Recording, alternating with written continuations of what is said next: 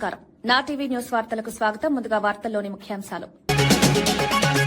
కుటుంబ భద్రత కోసం బీమా పథకం ప్రవేశపెట్టామని సీఎం రేవంత్ ప్రకటన. ఆధారమైన వ్యక్తి మరణిస్తే కుటుంబం రక్షణ కోసం కొత్త పథకం అమలు. సింగరేణి విద్యుత్ ఉద్యోగులకు బీమా పథకం ద్వారా భరోసా. సంక్షేమంతో పాటు భద్రతకు ప్రాధాన్యమని వ్యాఖ్య. పిఠాపురం అభివృద్దిపై మంత్రి నారాయణ సమీక్ష. అమృత్ పథకం ద్వారా తాగునీటి సమస్యల పరిష్కారానికి చర్యలు. మున్సిపాలిటీల్లో రోడ్లు, డ్రైనేజ్ పనులు పూర్తి. 6 నెలల్లో మున్సిపల్ ఎన్నికలు నిర్వహిస్తామని ప్రకటన.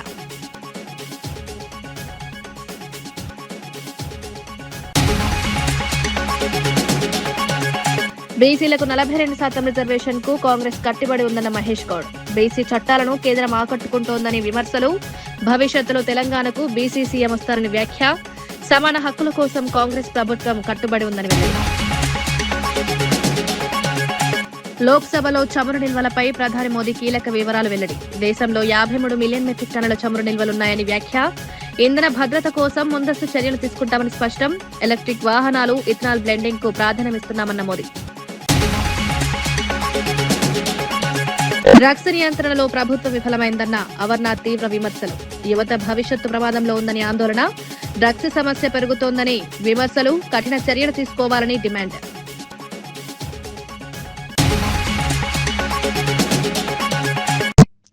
స్థానిక సంస్థల్లో బీసీలకు 42% రిజర్వేషన్ ఇవ్వాలని కాంగ్రెస్ ప్రభుత్వం చట్టం తీసుకొచ్చిందని టీపీసీసీ చీఫ్ మహేష్ కుమార్ గౌడ్ తెలిపారు. కేంద్రంలోని బీజేపీ ప్రభుత్వం ఈ చట్టాలను అడ్డుకుంటోందని విమర్శించారు. బీసీలకు న్యాయం చేయడంలో కేంద్రం విఫలమైందని ఆరోపించారు. భవిష్యత్తులో తెలంగాణకు బీసీ ముఖ్యమంత్రి వస్తారన్నారు. అది కాంగ్రెస్ వల్లే సాధ్యమవుతుందని పేర్కొన్నారు. బీసీ వర్గాల అభివృద్ధికి ప్రభుత్వం కట్టుబడి ఉందన్నారు. సమాన హక్కులు కల్పించడమే లక్ష్యమని చెప్పారు. సిపిఐ ఓటేసింది. కానీ గవర్నర్ దగ్గర ఎందుకు పెండింగ్లో ఉందో ఇవాళ బీజేపీ నాయకులు చెప్పాలి. 2 చట్టాలు చేస్తే బీజేపీ ప్రభుత్వం చట్టాలని తొక్కిపెట్టింది. బీసీలకు నోటి కాడికి వచ్చిన ముద్దను ఎగ్గొట్టింది. రిజర్వేషన్ రాకుండా అడ్డుపడింది. అందుకే రేవంత్ రెడ్డి గారు, మేము ఎమ్మెల్యేలు, ఎమ్మెల్సీలు ఆంధ్రం పోయి ఢిల్లీలో కూర్చున్నాం 2 సార్లు. మోడీ దిగిరాలే. ఎస్సీ, ఎస్టీ, బీసీ, మైనార్టీలు కలిపితే మున్సిపల్ ఎన్నికల్లో 85% దాటుతా ఉంది. ఇది గతంలో సాధ్యమయ్యిందా? టీఆర్ఎస్ హయాంలో చేయగలిగినాడా? 23% కుదించినాడు ఆయన. బీజేపీ వాళ్ళు బీసీల వ్యతిరేకులు. నేను చాలా సందర్భాల్లో చెప్పాను, ఈ రాష్ట్రానికి బీసీ ముఖ్యమంత్రి అవుతాడనే మాట చెప్పినాను. రాబోయే రోజుల్లో అది కాంగ్రెస్ పార్టీలోనే సాధ్యమవుతుందని చెప్పినాను. మళ్ళీ చెప్తా ఉన్నాను, రాబోయే రోజుల్లో ఈ రాష్ట్రానికి బీసీ ముఖ్యమంత్రి అవుతాడు. అది కాంగ్రెస్ పార్టీ వల్లే అవుతాడు. రామచంద్రరావు గారు, నీకు దమ్ము, ధైర్యం ఉందా? బీజేపీలో బీసీని ముఖ్యమంత్రి చేస్తామని చెప్పే దమ్ముందా నీకు? కేసీఆర్, కేటీఆర్ ఈ మాట చెప్పగలుగుతారా? ఇది కాంగ్రెస్ లో సాధ్యం. కారణం రాహుల్ గాంధీ గారి యొక్క ఆలోచన విధానం, ఖర్గే గారి యొక్క ఆలోచన విధానం, దానికి రేవంత్ రెడ్డి గారి యొక్క మద్దతు. కాకినాడ జిల్లా పిఠాపురంలో మంత్రి నారాయణ పర్యటించి మున్సిపల్ కార్యాలయంలో అధికారులతో సమీక్ష నిర్వహించారు. అభివృద్ది పనులు, ప్రాజెక్టుల పురోగతిపై చర్చించారు. అమృత్ పథకం ద్వారా పిఠాపురంలో 60 కోట్లు, గొల్లప్రూలులో 40 కోట్లతో తాగునీటి సమస్య పరిష్కారానికి చర్యలు తీసుకుంటున్నామన్నారు. ప్రతి ఇంటికి స్వచ్ఛమైన తాగునీరు అందించడమే లక్ష్యమని చెప్పారు. డ్రైనేజ్, రోడ్లు, పార్కులు, వీధి లైట్లు పూర్తి చేస్తామని పేర్కొన్నారు. మున్సిపాలిటీ అభివృద్ధికి ప్రణాళికాబద్దంగా చర్యలు తీసుకుంటున్నామన్నారు. ప్రజల అవసరాలకు అనుగుణంగా అభివృద్ధి చేస్తామని వివరించారు.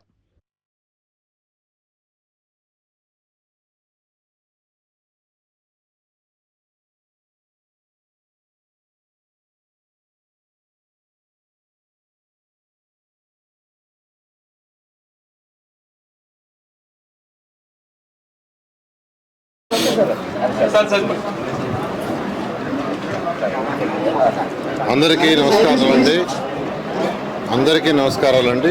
ఈరోజు పిఠాపురము, గొల్లపోలు ఈ 2 మున్సిపాలిటీస్లో డెవలప్మెంట్ వర్క్స్ విషయమై ఈరోజు ఫస్ట్ ఇక్కడ మీటింగ్ పెట్టడం జరిగింది. ఈ మీటింగ్లో అటు అధికారులు మరియు అటు జనసేన కావచ్చు, బీజేపీ కావచ్చు, తెలుగుదేశం కావచ్చు, ప్రజాప్రతినిధులు ఎవరైతే నాయకులు ఉన్నారో వాళ్ళు కూడా యాక్చువల్గా, మరియు ఈ యొక్క వార్డు మెంబర్లు వాళ్ళందరూ కూడా పార్టిసిపేట్ చేశారు. అనేక సమస్యలను వాళ్ళు కూడా చెప్పడం జరిగింది. వాటిలో మెయిన్గా ఎక్కువ మంది అడిగింది డ్రింకింగ్ వాటర్. అయితే గౌరవనీయ ముఖ్యమంత్రి గారు కావచ్చు, డిప్యూటీ సీఎం గౌరవనీయ పవన్ కళ్యాణ్ గారు కావచ్చు, ప్రతి ఇంటికి వాటర్ ట్యాప్ కనెక్షన్ ఇవ్వాలి, స్వచ్ఛమైన నీరు వీలైనంత వరకు సర్ఫేస్ నుంచి తీసుకొచ్చి ట్రీట్ చేయాలనే ఉద్దేశంతో అటు జలజీవన్ రూరల్లోనూ అర్బన్లో వచ్చేలకు అమృత్ స్కీమ్లో టేకప్ చేశారు. ఈ యొక్క పిఠాపురం మున్సిపాలిటీకి అయితే 57.5 కోట్లు, గొర్లపల్లికి వచ్చి 80 కోట్లు శాంక్షన్ చేశారు. ఆ వర్క్స్ టెండర్ అయిపోయినాయి. అవి వర్క్స్ లెవెల్స్ అన్నీ క్యాలిక్యులేట్ చేసుకుంటున్నారు. ఆ లెవెల్స్ అన్నీ అయిన తర్వాత బహుశా నెక్స్ట్ మంత్ ఏప్రిల్ నుంచి వర్క్ వేగవంతంగా స్టార్ట్ అవుతుంది. 2 ఇయర్స్లో ప్రతి ఇంటికి ట్యాప్ కనెక్షన్ ఉంటుంది. అటు డిప్యూటీ సీఎం అయినా సీఎం గారైనా చెప్పేది ఒకటే, వీధిలో ట్యాప్ వేయటం కాదు, వీధిలో ట్యాప్ ఉండకూడదు, ఇంటికి ట్యాప్ కనెక్షన్ ఇవ్వాలి. అది కూడా స్వచ్ఛమైన వాటరు, ట్రీటెడ్ వాటరు, వీలైనంత వరకు నదుల నుంచి సర్ఫేస్ వాటర్ డ్రా చేయాలని ఆ విధంగా ఈరోజు రాష్ట్రం మొత్తం మున్సిపాలిటీలు అయితే 14,000 కోట్లతోనూ, ఐ థింక్ రూరల్ అయితే 28,000 కోట్లతో జలజీవన్లో ఈరోజు వాటర్కి సంబంధించి రాష్ట్రంలో జరుగుతున్నాయి. ఈ యొక్క పిఠాపురంలో అనేక మంది సమస్యలు మెయిన్గా చెప్పింది ఏంటంటే వాటర్ సమస్యలే చెప్పారు. దానికి పరిష్కారం ఇబ్బంది లేకుండా చేస్తాము. అదేవిధంగా ఏదైతే యూజ్డ్ వాటర్ ఉందో, అంటే బాత్రూమ్ నుంచి కానీ, టాయిలెట్స్ నుంచి కానీ, కిచెన్ నుంచి వచ్చిన వాటర్ డ్రైన్స్లో బయటకు వస్తుంది. ఆ వచ్చిన వాటర్ని ట్రీట్ చేసి మళ్ళీ కాలువలో కదలాలి. ప్రజెంట్ ఆ సిస్టమ్ లేదు. కానీ ఖచ్చితంగా ఈ రాష్ట్రంలో ఉన్న 123 మున్సిపాలిటీస్లో యూజ్డ్ వాటర్ ఏదైతే ఉందో దాన్ని ట్రీట్ చేసి, అక్కడ మాట్లాడొద్దని చెప్పు, ట్రీట్ చేసి అడిగిపోయి చెప్పు, నువ్వే పోవాలి, అడిగిపోయి చెప్పు, ట్రీట్ చేసి కెనాల్స్లో వదిలే విధంగా చేయటానికి ఈరోజు పిఠాపురానికి 14.6 కోట్లతో స్వచ్ఛాంధ్ర. కుటుంబానికి ఆధారమైన వ్యక్తి మరణిస్తే ఆ కుటుంబం అనాథ కాకూడదనే లక్ష్యంతో బీమా పథకం ప్రవేశపెట్టామని సీఎం రేవంత్ రెడ్డి తెలిపారు. ఈ పథకం ద్వారా కుటుంబాలకు ఆర్థిక భద్రత కల్పించడమే ఉద్దేశమన్నారు. తెలంగాణను ఇతర రాష్ట్రాలకు ఆదర్శంగా నిలపాలనే ఆలోచనతో ఈ నిర్ణయం తీసుకున్నామని పేర్కొన్నారు. సింగరేణి, విద్యుత్ శాఖల్లో పనిచేసే ఉద్యోగులకు ఈ పథకం ద్వారా భరోసా కల్పించుకుంటున్నామని తెలిపారు. సంక్షేమం, భద్రత రెండింటినీ సమన్వయం చేస్తూ ప్రభుత్వం ముందుకు సాగుతోందన్నారు. పేద, మధ్యతరగతి కుటుంబాలకు ఇది ఉపయోగపడుతుందని పేర్కొన్నారు. ఈ ఆర్థిక స్తోమతతోనే తమ కాళ్ళ మీద తాము నిలబడే అవకాశం ఉంటుంది. లేకపోతే అత్తగారింటిలో జీవించాలన్నా, అమ్మగారింటికి వెళ్ళాలన్నా, అమ్మగారింటి దగ్గర ఆదరణ లేకపోతే వాళ్ళు ఎక్కడికి వెళ్ళాలి, లేకపోతే అత్తగారింట్లో కుటుంబ సమస్యలు వస్తే ఎక్కడికి వెళ్ళాలి. ఇట్లాంటి మధ్యతరగతి కుటుంబాలలో ఈ సమస్యను చాలా నేను చూస్తూ ఉంటాను. ఎందుకంటే ఎమ్మెల్యేగా కానీ, ప్రజాప్రతినిధిగా నా దగ్గరికి ఆ కుటుంబ తగాదాలతోని ఏదైనా మీరు సూచన చేయండి, లేకపోతే ఏదైనా సహాయం చేయండి అని ఎంతోమంది వస్తుంటారు. వాళ్ళందరి సమస్యల్ని చూసినప్పుడు మంత్రివర్గ సహచరులతో, ముఖ్యంగా బట్టి విక్రమార్క గారితో చర్చించి దీనికి మనం శాశ్వతంగా ఒక పరిష్కారము, మన రాష్ట్రం ఇతర రాష్ట్రాలకు ఒక ఆదర్శంగా నిలబడే విధంగా మనం ఆలోచన చేయాలి. ఏదైనా వీళ్ళని ఆదుకోవడానికి మనం ప్రయత్నం చేయాలన్న ఆలోచన నుంచి వచ్చిందే ఈ పథకం.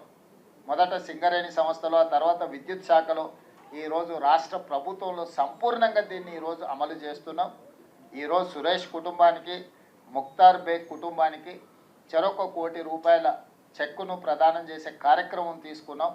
ఎందుకు ఈ కార్యక్రమాన్ని శాసనసభ సమావేశాలను వాయిదా వేసి శాసనసభ లోపలనే ఎందుకు పెడుతున్నామంటే, ఈ ప్రభుత్వం కోసం పనిచేస్తున్న ఉద్యోగస్తుల మనోధైర్యాన్ని పెంచడానికి. ఈ ప్రభుత్వం మమ్మల్ని కుటుంబ సభ్యులుగా చూస్తుంది.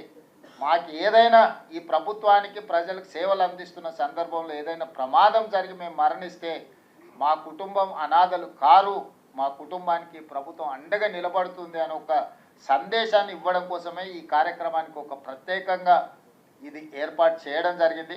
ఇంటి కార్యాలయంపై దాడి జరిగినా పోలీసులు చర్యలు తీసుకోలేదని మాజీ మంత్రి అంబటి రాంబాబు ఆరోపించారు. ఇది దేశ చరిత్రలోనే దురదృష్టకర సంఘటన అన్నారు. సాధారణంగా పోలీసులు స్వయంగా కేసు నమోదు చేయాల్సి ఉంటుందన్నారు. అయితే తాను ఫిర్యాదును చేసిన తర్వాతే కేసు నమోదు చేశారని విమర్శించారు. చట్ట వ్యవస్థపై ప్రజలకు నమ్మకం తగ్గేలా ఇలాంటి ఘటనలు జరుగుతున్నాయని పేర్కొన్నారు. బాధ్యులపై కఠిన చర్యలు తీసుకోవాలని డిమాండ్ చేశారు. ఈ అంశం రాజకీయంగా చర్చకు దారితీసింది. పోలీసుల పాత్రపై ప్రశ్నలు తలెత్తుతున్నాయి. న్యాయం జరిగే వరకు పోరాటం చేస్తారని తెలిపారు. అభిప్రాయపడుతున్నా 37వ తారీఖున 5 గంటల నుంచి రాత్రి 12:20 వరకు మా ఇంటి మీద, ఆఫీస్ మీద పెద్ద ఎత్తున దాడి చేశారు. ఒక విధంగా చంపడానికి ప్రయత్నం చేశారు. ఇల్లుని, ఆఫీస్ని ధ్వంసం చేశారు. నా ప్రాపర్టీని అన్నింటినీ కూడా, కార్లు, అక్కడ ఉన్న ఫర్నిచర్ అంతా ధ్వంసం చేసేటటువంటి కార్యక్రమం చేశారు. 7:20 పాటు విధ్వంసాన్ని సృష్టించారు. ఆ తర్వాత నన్ను అరెస్ట్ చేశారు, జైలుకి పంపించారు. 18 రోజుల తర్వాత న్యాయస్థానాల తీర్పుతో నేను బయటకు రావటం జరిగింది. ఆ తర్వాత నా ఇంటి మీద జరిగినటువంటి దాడి ప్రపంచమంతా చూసినా కూడా police has not taken any action. చాలా దురదృష్టం. అది భారతదేశ చరిత్రలోనే చాలా దురదృష్టం. నేను కంప్లైంట్ ఇచ్చేంతవరకు అసలు యాక్షన్కి వెళ్ళలేదు, కేసు కూడా రిజిస్టర్ చేయలేదు. జనరల్గా పోలీసులు ఏం చేయాలంటే ఒక సంఘటన జరిగితే సూమోటివ్గా కేసు బుక్ చేయాలి. నా ఇంటి మీద 31వ తారీఖున జరిగినటువంటి దాడి కానీ, సంఘటన కానీ police has not registered even a case. 1వ తారీఖున నన్ను కోర్టులో ప్రొడ్యూస్ చేసిన తర్వాత కోర్టు వారి యొక్క అనుమతితో నా లీగల్ అడ్వైజర్ చెప్తే కంప్లైంట్ రాసి సంతకం పెడితే ఆ కంప్లైంట్ తీసుకెళ్ళిస్తే 2వ తారీఖున కేసు బుక్ చేశారు. ఎవరి మీద? నా ఇంటి మీద దాడి చేసిన వారి మీద నేను ఇచ్చిన కంప్లైంట్ను పురస్కరించుకొని. అప్పుడు దాకా ఆగాల్సిన అవసరం లేదు. Police has to register a case సూమోటివ్.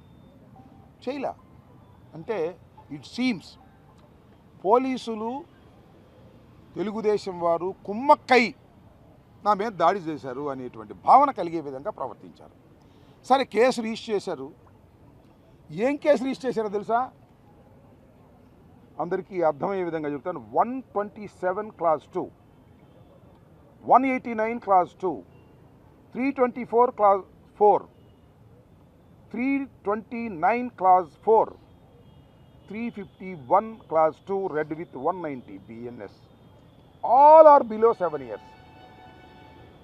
మీకు తెలుసు కదా, 7 years లోపుగా శిక్ష పడే అవకాశం ఉన్నటువంటి కేసుల్లో పోలీసు వారే బెయిల్ ఇచ్చి పంపించవచ్చు. ఇది చట్టం. అందువల్ల ఈ కేసులు మాత్రమే రిజిస్టర్ చేసి వాళ్ళందరూ బెయిల్ ఇచ్చి పంపిస్తారు. ఇంకో విషయం చెప్పనా మీకు, నా మీద కూడా ఇదే కేసులు. All are 7 years below. నాకు మాత్రం బెయిల్ ఇవ్వాలి పోలీసు వారు. డ్రగ్స్ నివారణలో ప్రభుత్వం విఫలమైందని మాజీ మంత్రి గుడివాడ అమర్నాథ్ విమర్శించారు. నియంత్రించాల్సిన ప్రభుత్వ పెద్దలే దీన్ని ప్రోత్సహిస్తున్నారని ఆరోపించారు. కూటమి ప్రభుత్వానికి ఓటేసిన ప్రజలు ఈ విషయంపై ఆలోచించాలన్నారు. రాష్ట్రంలో డ్రగ్స్ సమస్య పెరుగుతోందని ఆందోళన వ్యక్తం చేశారు. యువత భవిష్యత్తు ప్రమాదంలో పడుతోందన్నారు. ప్రజలు కఠిన చర్యలు తీసుకోవాల్సిన అవసరం ఉందని సూచించారు. రాబోయే ఎన్నికల్లో ప్రజలు దీనికి సమాధానం ఇస్తారని పేర్కొన్నారు. డ్రగ్స్ పై పోరాటం కొనసాగిస్తామని స్పష్టం చేశారు. కనీసం నిస్సిగ్గుగా పార్లమెంటులో కూడా అడుగుపెట్టి మళ్ళీ తిరిగి ప్రసంగాలు ఇచ్చేటువంటి పరిస్థితి వచ్చిందనంటే ఒకసారి ప్రజల్ని ఆలోచన చేయమని కోరుతూ ఉన్నాం. మనం ఎవరికి ఓటేసాం, ఓటేసినటువంటి వారు ఏం చేస్తూ ఉన్నారు. నిన్న మా అనకాపల్లి పార్లమెంట్ సభ్యుడు హైదరాబాదులో డైరెక్ట్గా ల్యాండ్ గ్రాబింగ్ ఆయనే సొంతంగా వచ్చి హైదరాబాద్లో ల్యాండ్ గ్రాబింగ్ చేసేటువంటి పరిస్థితులు, ఎంపీలు, ఎమ్మెల్యేలు, ఈ పరిస్థితుల్లో కూటమి ప్రభుత్వానికి సంబంధించినటువంటి ప్రజాప్రతినిధులు ఉన్నారంటే ఓటేసినటువంటి ప్రజలు సిగ్గుపడాలో, ఓటేసుకొని అధికారం చలాయిస్తున్నటువంటి ఆ నాయకులు సిగ్గుపడాలో, లేదా ఈ పరిస్థితి ఉన్నందుకు ఈ రాష్ట్ర ప్రజలు బాధపడాలో తెలియనటువంటి పరిస్థితిలో ఉన్నారు. తప్పకుండా వీటన్నిటికీ సమాధానం అనేటువంటిది ఎప్పుడు కూడా ఎన్నికల్లోనే దీనికి సమాధానం దొరుకుతుంది. దాని వరకు మా తాలూకా పాత్ర ప్రతిపక్షంగా వైఎస్ఆర్ కాంగ్రెస్ పార్టీ, జగన్మోహన్ రెడ్డి గారి నాయకత్వంలో మా పాత్ర మేము పోషిస్తాం. ప్రజలకి చైతన్యం కల్పిస్తాం. ఇటువంటి వారిని ఎందుకు ఎన్నుకున్నాము అనేటువంటి విధంగా ప్రజలు ఈ రోజుకే అధికారంలోకి వచ్చి 20 మాసాల్లోనే ఈ పరిస్థితిలో ప్రజలు అనుకుంటున్నటువంటి పరిస్థితులు రాష్ట్ర వ్యాప్తంగా చూస్తా ఉన్నాం.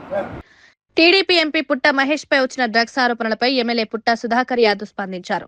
తన కుమారుడు ఎలాంటి తప్పు చేయలేదని స్పష్టం చేశారు. అతనికి హార్ట్ ఆపరేషన్ జరిగిందని, పల్స్ రేట్ నియంత్రణలో ఉండాల్సిన అవసరం ఉందన్నారు. డ్రగ్స్ తీసుకుంటే ప్రాణాపాయం ఉంటుందని తెలిసి అలాంటి పని చేయడమన్నారు. బ్లడ్ శాంపిల్ తీసుకోకుండా పాజిటివ్ అని ఎలా చెప్పారో ప్రశ్నించారు. సాధారణ మందులు తీసుకున్నా కూడా టెస్టుల్లో పాజిటివ్ రావచ్చని పేర్కొన్నారు. ఆరోపణలు ఆధారం లేనివన్నారు. తన కుమారుడి ప్రతిష్టను దెబ్బతీసే ప్రయత్నం జరుగుతోందని ఆరోపించారు. నిజం వెలుగులోకి వస్తుందని విశ్వాసం వ్యక్తం చేశారు. అని నేను అందరినీ ప్రశ్నిస్తున్నా.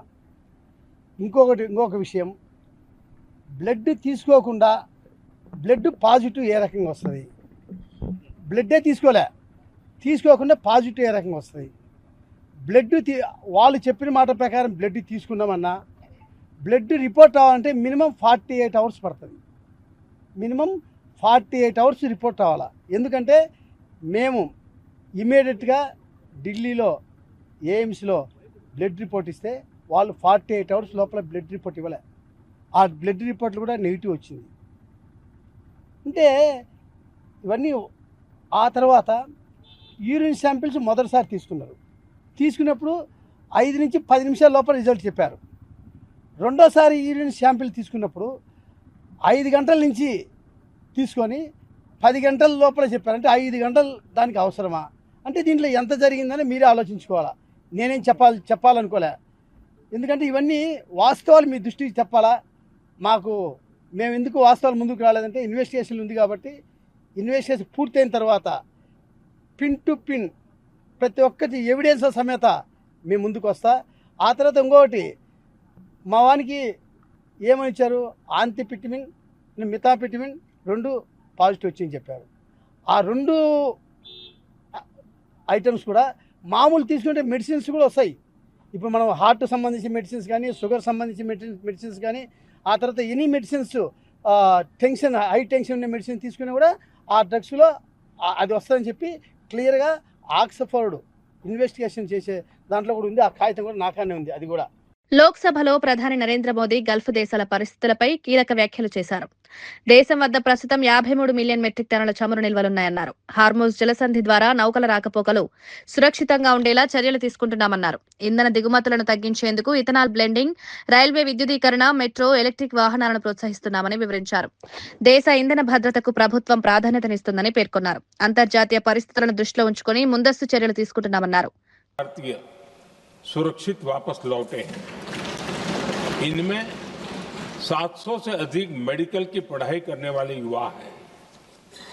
खाड़ी देशों में भारतीय स्कूलों में हजारों विद्यार्थी पढ़ते हैं। सीबीएसई ने ऐसे सभी भारतीय स्कूलों में होने वाली कक्षा 10वीं और 12वीं की निर्धारित परीक्षाओं को रद्द कर दिया है। इन बच्चों की पढ़ाई निर्बाध चलती रहे, इसके लिए सीबीएसई उचित कदम उठा रही है। यानी सरकार संवेदनशील भी है, सतर्क भी है और हर सहायता के लिए तत्पर भी है।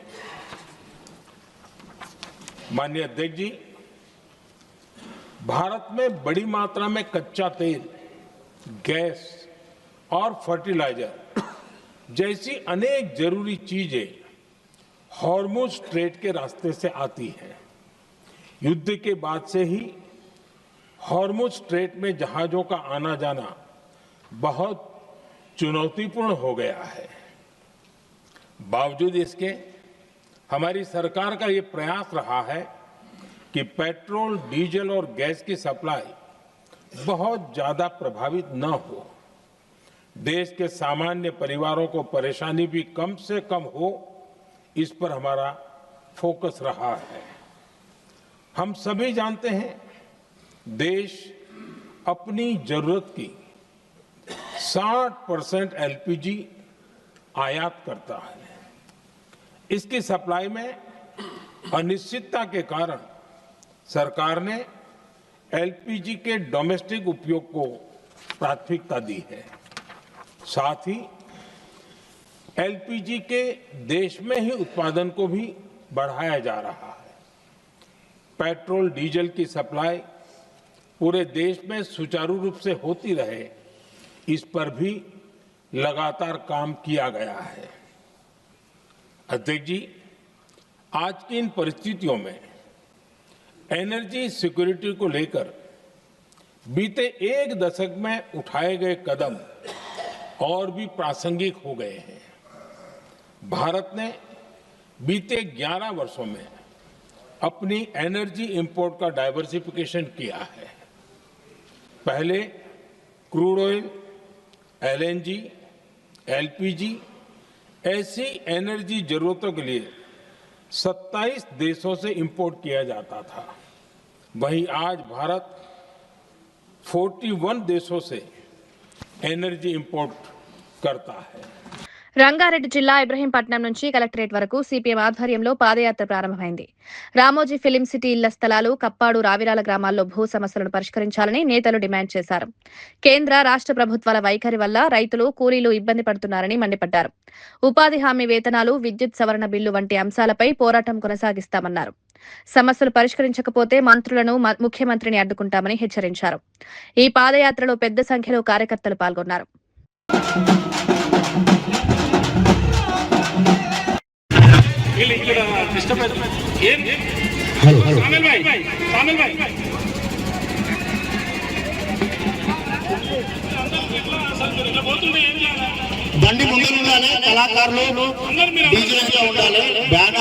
దేశ స్వాతంత్రం కోసం ఉరికాంబానెక్కినటువంటి భగత్ సింగ్, రాజగురు, సుఖదేవుల వర్ధంతి సందర్భంగా ఈరోజు రంగారెడ్డి జిల్లా ఇబ్రహీంపట్నం నుంచి ప్రజా సమస్యల పరిష్కారం కోసం కేంద్ర రాష్ట్ర ప్రభుత్వాల వైఫల్యాలకు వ్యతిరేకంగా ఈరోజు ఇబ్రహీంపట్నం నుంచి కలెక్టర్ ఆఫీస్ వరకు పాదయాత్ర ప్రారంభించడం జరుగుతుంది. రామోజీ ఫిలిం సిటీలో 700 మందికి సంబంధించినటువంటి ఇండ్ల స్థలాలు ఇచ్చినా సరే ఆ ఇండ్లను స్వాధీనం చేసుకోకుండా అడ్డుకొని అరెస్టులకు పాల్పడుతున్నది ప్రభుత్వం. అట్లాగే కప్పాడు గ్రామంలో 90 ఎకరాలకు పైగా సాగు చేసుకుంటుంటే పట్టాలు ఇవ్వడం లేదు. రావిరాల గ్రామంలో 800 ఎకరాల భూమిని ఇచ్చినటువంటి రైతులకు ఇండ్ల స్థలాలు ఇస్తామని చెప్పి ఇప్పటివరకు వాళ్ళకు పట్టాలు ఇవ్వడం లేదు, రిజిస్ట్రేషన్లు చేయడం లేదు. అట్లాగే రంగాపూర్ గ్రామంలో అడవి భూమిని సాగు చేసుకుంటున్నటువంటి వాళ్ళకు పట్టాలు ఇస్తామన్నటువంటి జరగట్లేదు. ఫ్యాబ్ సిటీ రైతులు ఈరోజు ఈ కార్యక్రమంలో పాల్గొంటున్నారు. అట్లాగే ఇక్కడ ఉండేటటువంటి యాచారం జిల్లాలో నిర్వాసితులైనటువంటి భూ సమస్యలకు గురవుతున్నటువంటి వాళ్ళ సమస్యలు ఇక్కడంతా కూడా ఉన్నాయి. ఉపాధి హామీ చట్టాన్ని నిర్వీర్యం చేస్తుంది కేంద్ర ప్రభుత్వం. ఉపాధి హామీ పనిచేస్తున్నటువంటి వాళ్ళు 5-6 వారాలు గడిచిన వాళ్ళకు వేతనాలు ఇవ్వడం లేదు. రైతు విత్తన బిల్లును తీసుకొచ్చి విత్తన బిల్లు ద్వారా రైతులకు వ్యతిరేకంగా విధిస్తున్నారు. కార్మికుల హక్కుల్ని కాలరాసేటటువంటి కోడ్ను తీసుకొచ్చారు. విద్యుత్ సవరణ బిల్లును తీసుకొచ్చి విద్యుత్తును ప్రైవేటు పరం చేసి రైతులకు ఉచిత విద్యుత్ లేకుండా చేసేటటువంటి చర్యలకు పాల్పడుతున్నారు. అడవి హక్కుల చట్టాన్ని సవరిస్తూ ఆ సాగు చేసుకుంటున్న కాంగ్రెస్ ప్రభుత్వం ప్రవేశపెట్టిన బడ్జెట్ పై బీఆర్ఎస్ నేత గోపాల్ ముద్రాజ్ తీవ్ర విమర్శలు చేశారు. ఇది అంకెల గారడి తప్ప ప్రజలకు ఉపయోగపడేలా లేదన్నారు. ఎన్నికల ముందు ఇచ్చిన 6 గ్యారెంటీల అమలులో ప్రభుత్వం విఫలమైందని ఆరోపించారు. వికారాబాద్ జిల్లా అభివృద్ధికి ప్రత్యేక నిధులు కేటాయించలేదని విమర్శించారు. గతంలో బీఆర్ఎస్ ప్రభుత్వం తెచ్చిన నిధులను కూడా నిలిపివేశారన్నారు. రైతు భరోసా, పెన్షన్ల పెంపుపై స్పష్టత లేదని ధ్వజమెత్తారు. ప్రజల నమ్మకాన్ని ప్రభుత్వం కోల్పోతుందని పేర్కొన్నారు. ఈ వ్యాఖ్యలు రాజకీయంగా చర్చకు దారితీస్తాయి. మరి రాష్ట్ర ప్రభుత్వం ఏదైతే బడ్జెట్ ప్రవేశపెట్టిందో ఆ బడ్జెట్ అంకెల గారడి, మాటల గారడి తప్ప అందులోపల ప్రజోపకారమైనటువంటి హద్దులు ఏం లేవు. మరి ప్రభుత్వం ఎంతసేపు ఎలక్షన్స్ ముందు ఒక మాట, ఎలక్షన్స్ అయిన తర్వాత అధికారం చేపట్టిన తర్వాత ఒక మాట అనే విధంగా నడుస్తుంది. మరి ఎలక్షన్కు ముందు మనం అందరం చూసినాం 6 గ్యారెంటీల పేరిట ప్రజల ఓట్లు దండుకోనికే మోసం చేసినటువంటి కాంగ్రెస్ పార్టీ మరి ఏదైతే 6 గ్యారెంటీలు ఒక బాండ్ రూపంలో ఇచ్చి ఆ 6 గ్యారెంటీలను కూడా ఈరోజు నెరవేర్చలేదు.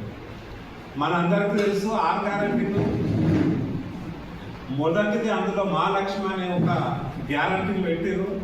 ఆ గ్యారెంటీ లోపల 3 మళ్ళా సబ్ డివిజన్స్ ఉన్నాయి. మహాలక్ష్మి మహిళకు నెలకు 2500 ఇవ్వాలనేది ఒకటి, 500 గ్యాస్ సిలిండర్ ఒకటి, ఆర్టీసీ ఉచిత ప్రయాణం ఒకటి. ఇవి 3 పెట్టిరు. కానీ మనం అందరు చూడనికే ఆర్టీసీ ఉచిత ప్రయాణం తప్పిస్తే 2500 కానీ గ్యాస్ సిలిండర్ 500 కానీ మీరు ఎవరిని అడిగినా పబ్లిక్ మాకు వస్తలేదా అని చెప్తారు. ఎవరికి కూడా రాలేదు. మరి బడ్జెట్ ఇది 3వ బడ్జెట్ పెట్టింది కాంగ్రెస్ ప్రభుత్వం ఏర్పడి, కనీసం 6 గ్యారంటీల కన్నా గ్యారంటీ ఇస్తుంది అనేటువంటిది ఆశతో పబ్లిక్ ఎదురు చూస్తుంది. కానీ ఇల్లు కట్టిస్తామన్న ప్రభుత్వం ఆ వైపున ఆ దిశగా ఎలాంటి ప్రయత్నం లేదు. అట్లాగే ఇంకోటి చెప్పి యువ వికాసం, యువకులందరినీ మోసం చేసి వాళ్లకు 5 లక్షల బాండ్ గ్యారంటీ ఇస్తామని, ఇంటింటికి ఉద్యోగం ఇస్తామని, ఈ రకమైన ఎన్నో ఆశలు యువకులకు రేపారు. కానీ ఎక్కడ కూడా యువకులకు మేము ఇది చేస్తున్నాం మీ బడ్జెట్లో అనేటువంటి ప్రస్తావన అనేటువంటిది చేయలేదు. లాస్ట్గా చేయుత అని పెట్టారు. చేయుత ఏంది? చేయుత అంటే పెన్షన్ ఏదైతే 2000 ఉందో 2000 4000 చేయాలని, 4000 వచ్చే వికలాంగుల పెన్షన్ 6000 చేయాలని అప్పుడు ఎలక్షన్ టైంలో చెప్పింది. కానీ 3వ బడ్జెట్ ఇది నడిచిన ఆ యొక్క చేయుత ఏదైతే గ్యారంటీ 6వ గ్యారంటీ కింద పెట్టిందో ఆ గ్యారంటీలో ఎక్కడ కూడా 2000 ఉన్న పెన్షన్ 4000, 4000 ఉన్న పెన్షన్ 6000. వార్తలు ముగించే ముందు ముఖ్యాంశాలు మరోసారి. కుటుంబ భద్రత కోసం బీమా పథకం ప్రవేశపెట్టామని సీఎం రేవంత్ ప్రకటన. ఆధారమైన వ్యక్తి మరణిస్తే కుటుంబం రక్షణ కోసం కొత్త పథకం అమలు. సింగరేణి విద్యుత్ ఉద్యోగులకు బీమా పథకం ద్వారా భరోసా. సంక్షేమంతో పాటు భద్రతకు ప్రాధాన్యమని వ్యాఖ్య. పిఠాపురం అభివృద్ధిపై మంత్రి నారాయణ సమీక్ష. అమృత్ పథకం ద్వారా తాగునీటి సమస్యల పరిష్కారానికి చర్యలు. మున్సిపాలిటీల్లో రోడ్లు, డ్రైనేజ్ పనులు పూర్తి. 6 నెలల్లో మున్సిపల్ ఎన్నికలు నిర్వహిస్తామని ప్రకటన.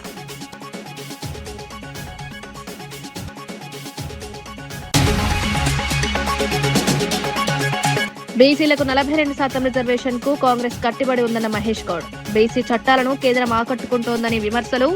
భవిష్యత్తులో తెలంగాణకు బీసీ సీఎం వస్తారని వ్యాఖ్య. సమాన హక్కుల కోసం కాంగ్రెస్ ప్రభుత్వం కట్టుబడి ఉందని వెల్లడి. లోక్సభలో చమురు నిల్వలపై ప్రధాని మోదీ కీలక వివరాలు వెల్లడి. దేశంలో 53 మిలియన్ మెట్రిక్ టన్నుల చమురు నిల్వలున్నాయని వ్యాఖ్య. ఇంధన భద్రత కోసం ముందస్తు చర్యలు తీసుకుంటామని స్పష్టం. ఎలక్ట్రిక్ వాహనాలు, ఇథనాల్ బ్లెండింగ్ కు ప్రాధాన్యమిస్తున్నామన్న మోదీ. డ్రగ్స్ నియంత్రణలో ప్రభుత్వం విఫలమైందన్న అమర్నాథ్ తీవ్ర విమర్శలు. యువత భవిష్యత్తు ప్రమాదంలో ఉందని ఆందోళన. డ్రగ్స్ సమస్య పెరుగుతోందని విమర్శలు. కఠిన చర్యలు తీసుకోవాలని డిమాండ్.